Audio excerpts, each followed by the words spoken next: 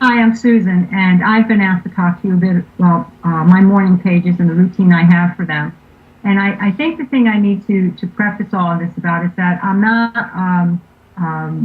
the kind of morning page person that maybe some people think about when you say, oh, you get up at the crack of dawn and you've got one eye open and you open up your book and you start your day.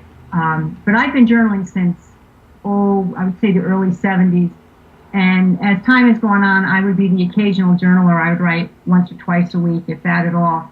And then when Cameron came out with her book, and an artist friend of mine told me I should really look at it, I realized that there's a lot to be said about doing the morning pages because it really helps center me. And and as time has gone on, though, I would do my morning pages for weeks on end, and then I'd stop. And then I'd go a couple of weeks and maybe not do 3 pages. Maybe I'd do a page or half a page or 4 lines or whatever I was moved to do.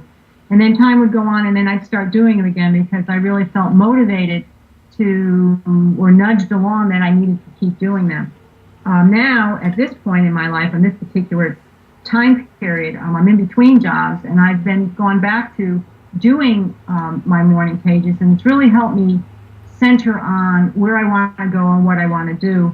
I don't write at the crack of dawn. I usually go for a walk with the dogs, probably get my breakfast going, and then sit down at the table. And while I'm drinking coffee, I'll sit there and pen my words. A lot of times, I have to struggle to do 3 pages. I mean, I'll start writing, and then I'll hear the dogs barking, and of course, I got to get up and see what they're barking at. And I'd look outside and say, "Oh, there's a woodpecker. But what kind is that?" And I'd go get my bird book and put that down next to me.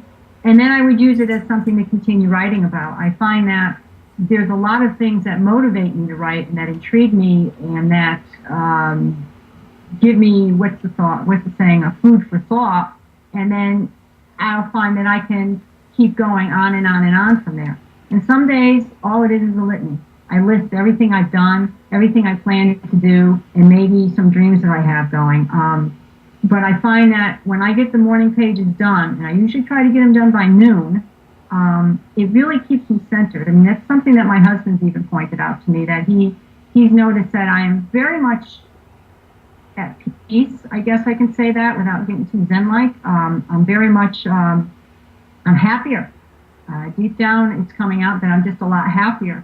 And I've also found that the morning pages have helped me refine my own creativity. I'm an avid sewer. I do a lot of projects for people and for myself. I've even gotten back into doing some origami, which is creative unto itself, very, very precise creativity, but there it is. And I find that I'm already looking forward to even getting my next book. I mean, the book that I have, this one here, is something I picked up on sale at, dare I say, at Staples. I know Office Depot's got some also. And I'm really, really looking forward to getting the next book. I mean, I try to do a book a year, depending on the size of the book. And I'm probably going to accomplish that this year, going into next year. But I wouldn't be surprised if I stopped writing again for a period of time, but then go back to it. I keep going back to it. It's journaling is a really a good way to stay in touch with myself because it's so easy to get distracted from me with all the stuff that's going on in my life and all the stuff that's going on in the world.